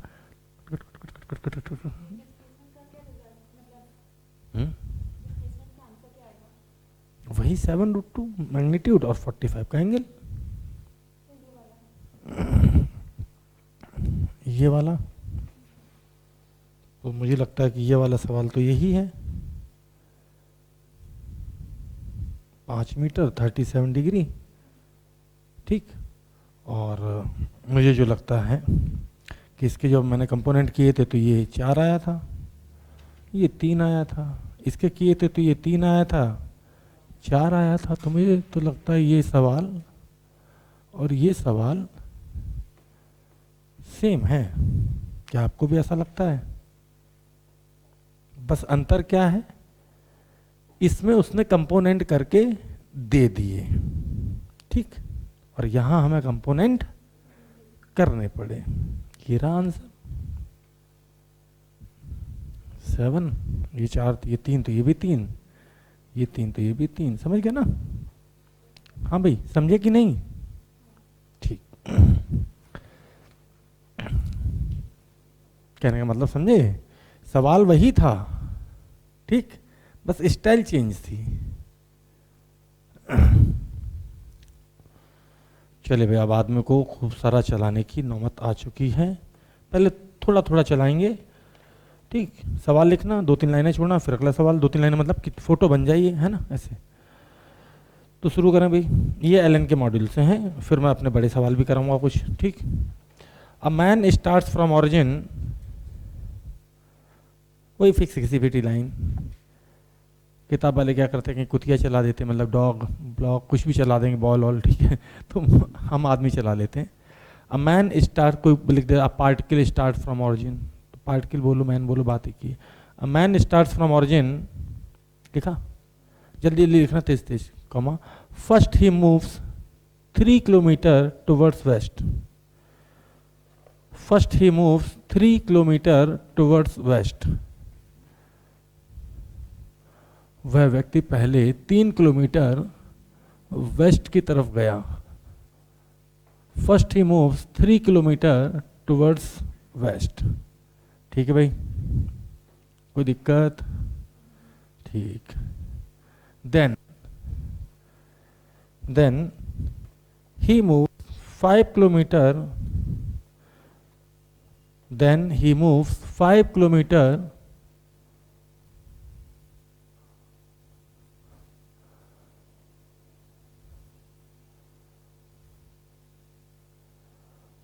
किधर गया था? वेस्ट गया था।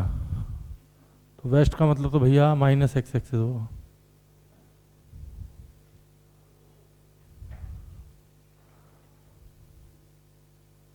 Then he moves 5 kilometer at 53 degree north of east,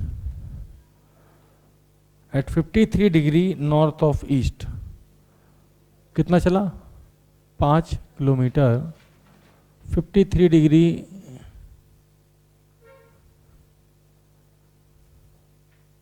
east west north और नीचे साउथ।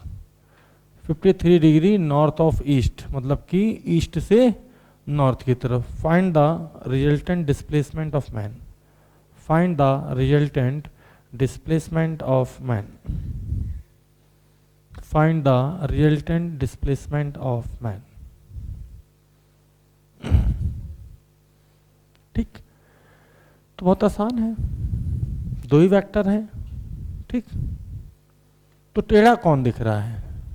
3 या 5?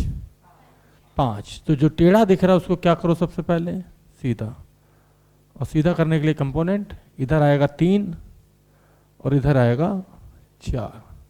अब मुझे अच्छे से पता है कि x वाले एक साथ जुड़ते हैं घटते हैं, तो ये 3 और ये 3 तो कट गया। तो आंसर है 4 मीटर या 4 किलोमीटर टुवर्ड्स, अब ये नहीं बोलेंगे, टुवर्ड्स नॉर्थ।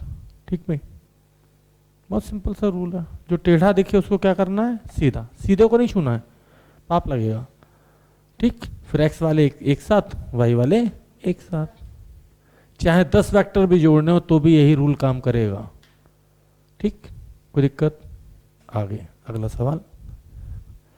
चाहे 10 वेक्टर ही क्यों ना जोड़ना पड़े, रूल यही काम करेगा। उम्मीद है सबके आंसर आए गए होंगे।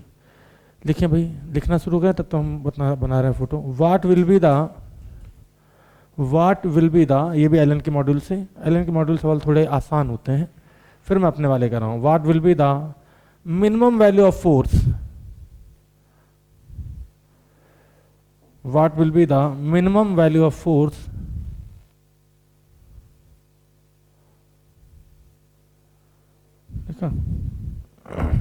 that can add ADD, that can add in any direction,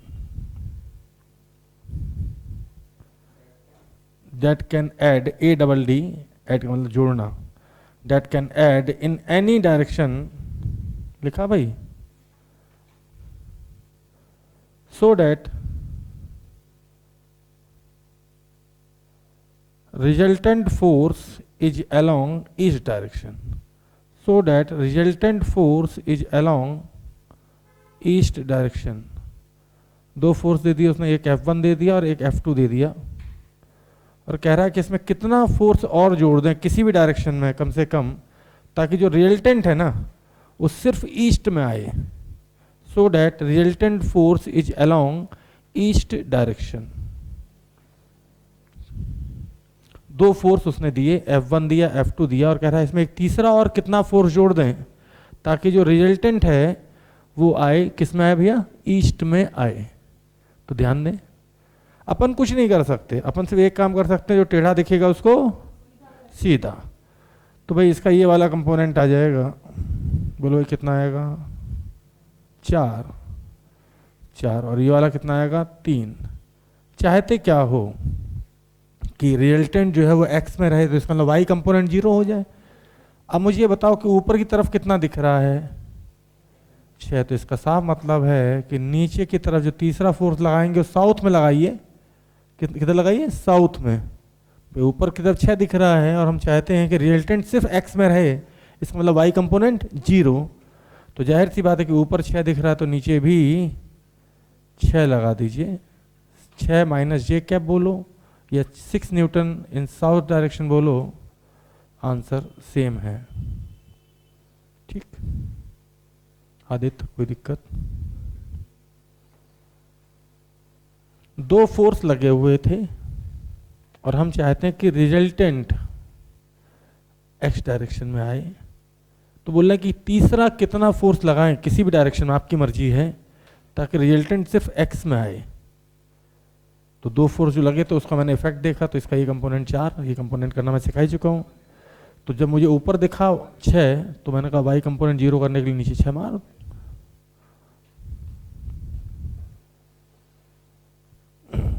आगे चले भाई। अब ये आदमी मेहनती है, ये आदमी तो सब कामचोर थे, 2-2 बार चले, अब मेहनती आदमी आएगा अपने सामने। ठीक, चलें भाई। A man starts from origin. A man starts from origin. First he moves 5 meter. A man starts from origin. First he moves 5 meter at 37 degree north of east. First he moves 5 meter at 37 degree north of east. ठीक, लिख लिया। Then he moves 9 meter, then he moves 9 meter, then he moves 9 meter towards east.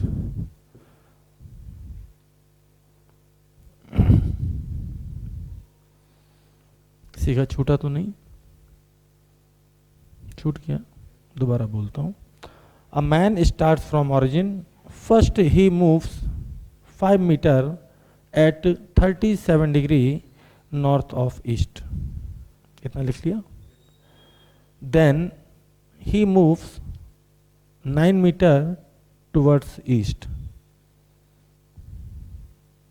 Then, आदमी मेहनती चलता रहेगा। Then again moves 6 meter towards north, then again moves 6 meter towards north.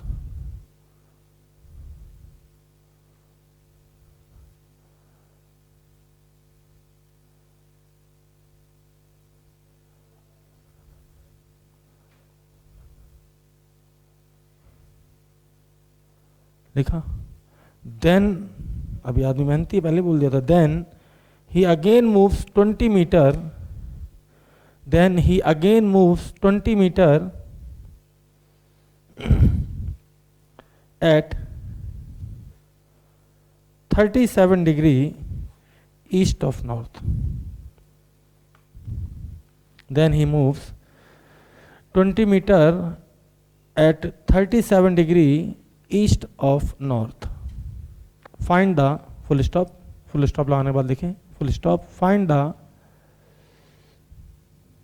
Displacement and direction of, sorry, find the displacement of the man. अब displacement बोल रहा हूँ तो उसमें मैग्नीट्यूड और डायरेक्शन दोनों आ गई। Find the displacement of man, आदमी का डिस्प्लेसमेंट आपको बताना है। Find the displacement of man.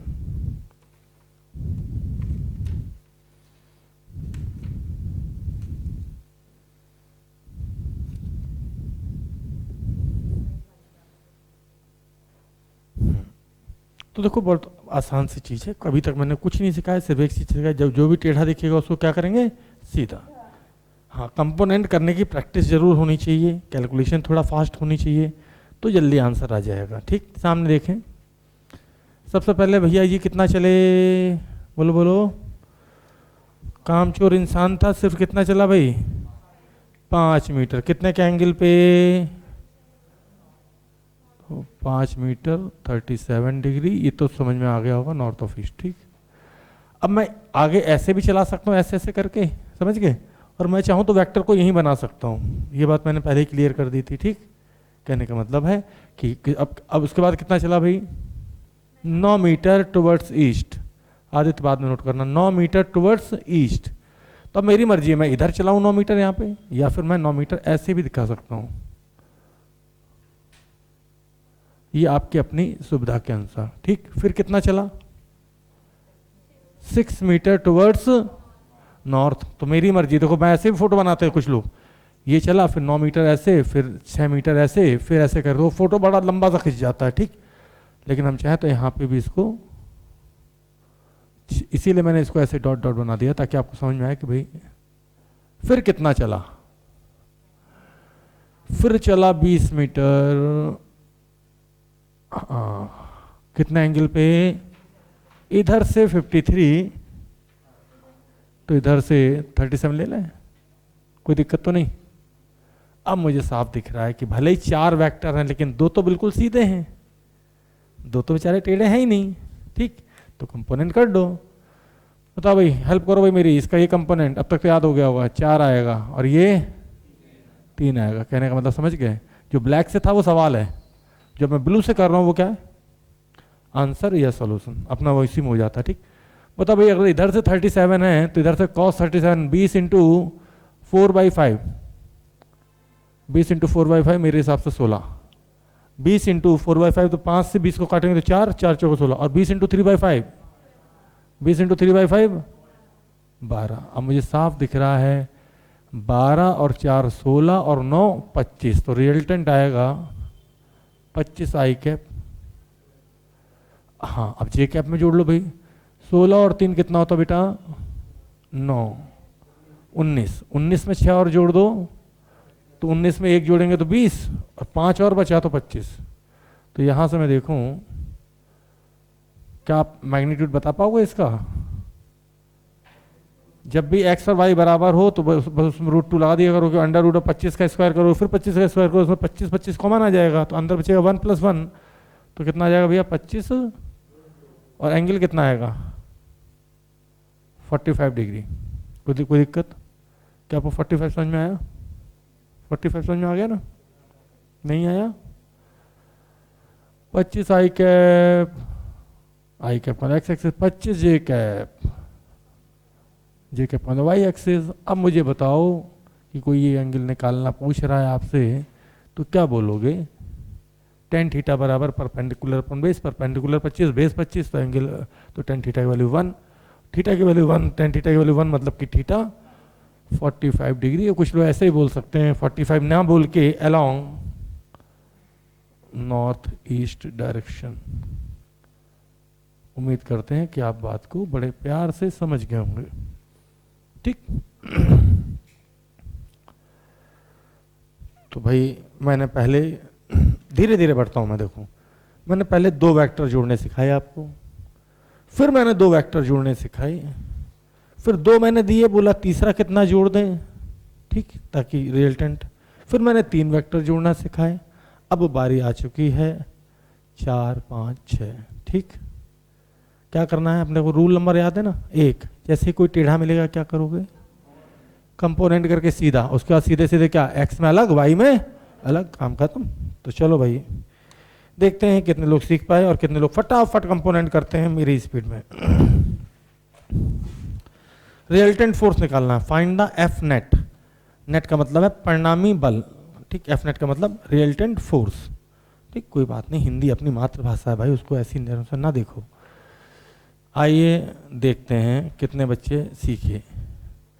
अब की बार मैं लैंग्वेज नहीं लिखूंगा, ठीक, सीधे फोटो बना देता हूं क्योंकि मुझे पता है लैंग्वेज लिखाने में टाइम लगेगा। 20 न्यूटन लगा यहाँ पे 53 के एंगल पे, आपकी मर्जी, आप चाहो तो इसे F1 लिख सकते हो, है ना, मेरा मन नहीं करता है ना। फिर मैंने यहाँ पे लगाया 37 पे, इस बार मैंने सारे टेढ़े दिए हैं, 25 न्यूटन, इसको नाम आप चाहो तो F2 दे दो। फिर मैंने इधर भी लगाया गुरु 53 पे 10 न्यूटन, आप चाहो तो इसको नाम F3 दे दो। यहां से 53, फिर मैंने एक और फोर्स लगाया इधर, ठीक, 15 न्यूटन मात्र, F4 नाम दे दिया इसका, और ये 37 और 53 एंगल पता है क्यों लेता हूं मैं? क्योंकि इसमें रूट नहीं आता, रूट आ जाता तो फिर जोड़ने में दिक्कत होती है ना, इसलिए ये एंगल फिजिक्स में पढ़ाए जाते हैं। क्योंकि किसी ना किसी में तो रूट आएगा, जैसे साइन 30 1/2, लेकिन साइन 60 जैसे ही साइन कॉस 30 करोगे √3/2 आ जाएगा। और यहाँ पे सवाल है find F net. Find F net का मतलब है रिजल्टेंट फोर्स किस डायरेक्शन में आएगा। आप चाहो तो ईस्ट वेस्ट में बता सकते हो, चाहो तो आई कैप जे कैप में बता सकते हो।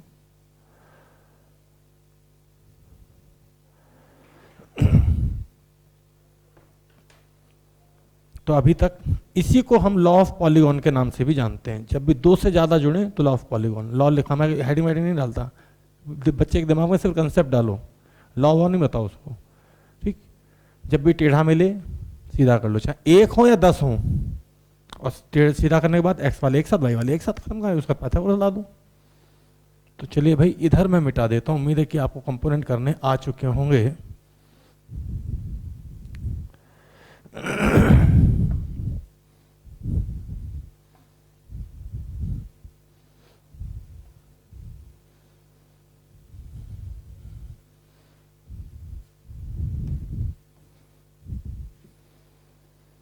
तब तक मैं और सवाल भी लिख देता हूं आपके लिए, ठीक है भाई।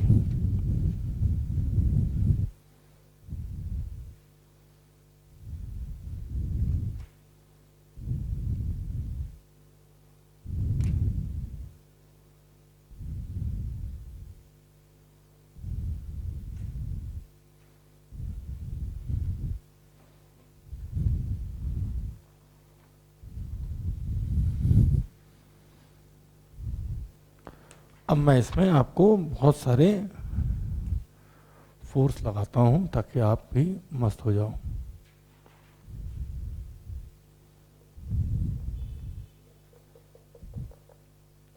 तो डायग्राम बना के मैं खुद क्यों दे रहा हूं, क्योंकि लिखाने में बहुत टाइम लग जाएगा। एक फोर्स है 20 न्यूटन का at an angle of 53 from north of east, है ना, तो लिखने में बहुत टाइम लग जाता है, ठीक। तो अब लिखना तो अपन सीख ही गए, ठीक है ना।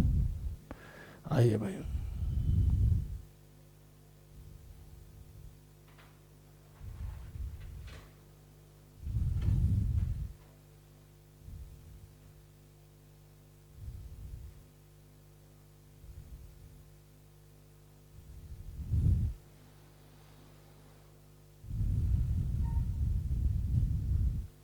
मैं यहाँ पे आप सोच रहे हो कि सर इतने लंबे लंबे एरो क्यों बनाते हैं, ताकि मुझे कंपोनेंट करने में आसानी रहे, अलग से ना करने पड़े। तो ये हो गया आपका F3। फिर मैं यहाँ पे F4 भी लगा देता हूँ भाई।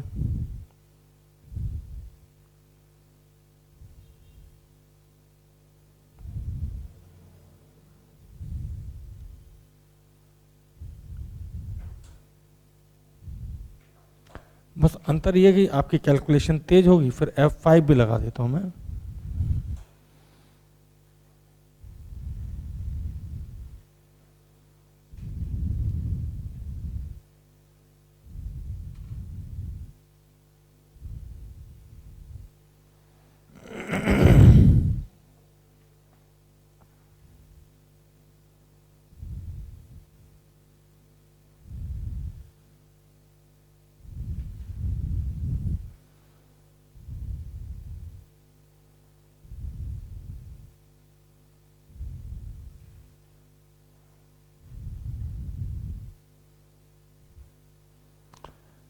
तो आपने बड़े आराम से देखा होगा कि मैंने पहले 2 से कहानी शुरू की थी, फिर 3 पे आई, 2 के 2-3 सवाल कराए एलन के मॉड्यूल वाले। अब चूंकि भाई पेपर आप देख ही रहे हो, टफ आ जाता है कभी आसान आ जाता है, तो फिर मैंने 3 के कराए, ठीक। फिर अब 4 का है और यहाँ पे 5 का है, ठीक। और रूल हमें पता ही है कि जब भी टेढ़ा मिलेगा तो हम क्या करेंगे भैया, सीधा। आइए मेरी मदद कीजिए।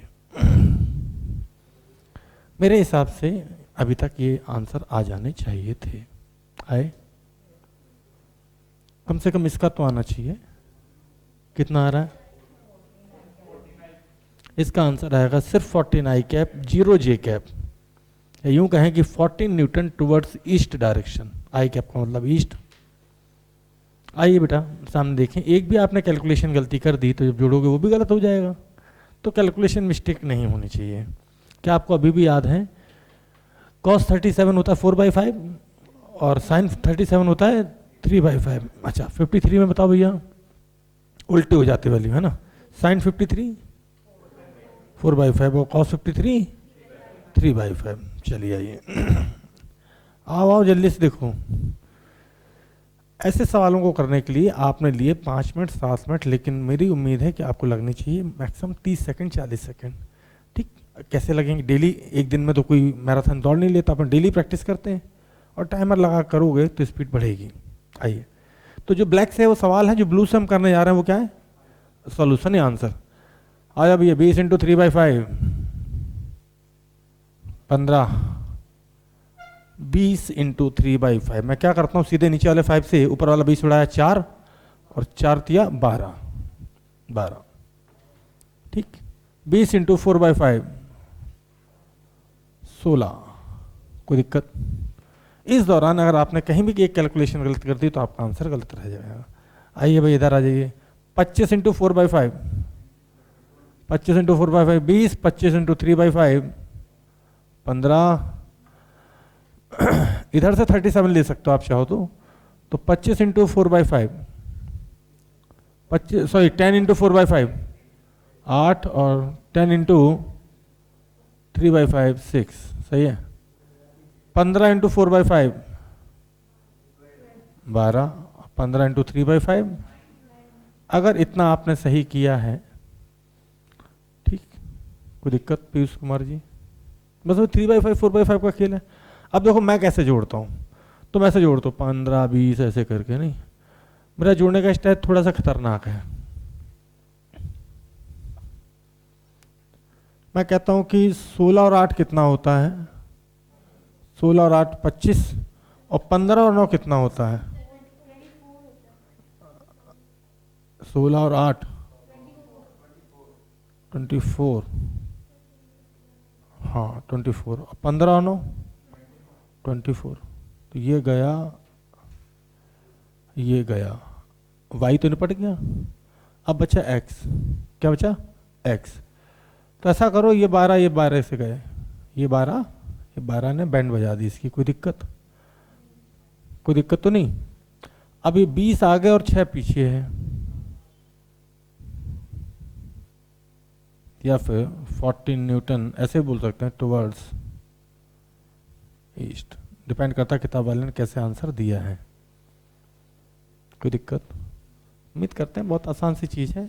एक ही नियम बताया अभी तक पूरे वेक्टर, बाकी सब तो फालतू बातें थी। कोलिनियर कोप्लेनर ये सब बच्चे पढ़ते हैं। ठीक, सवाल यहीं से आएगा, पहले क्लियर कर दूं। सवाल कहाँ से आएगा? यहीं से आता है। ठीक, वो सब तो मान के चलो नंबरिंग थी मूवी की। आइए चलिए आगे देखिए, शुरू करें भाई, शुरू करें।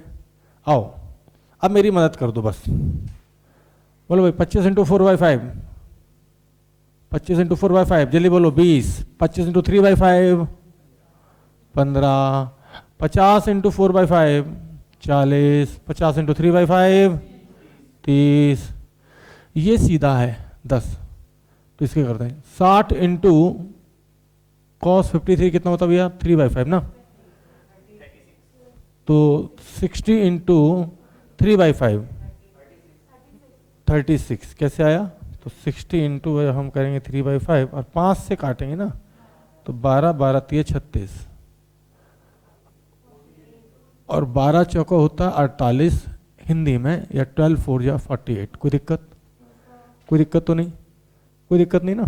अब देखो x और y देखते हैं। अगर मैं y का हिसाब किताब करूं तो y में एक तो मुझे ये 10 दिख रहा है, जो तुम्हें नहीं दिख रहा हो, ये 10 यहाँ पे है, और इधर 30 दिख रहा है।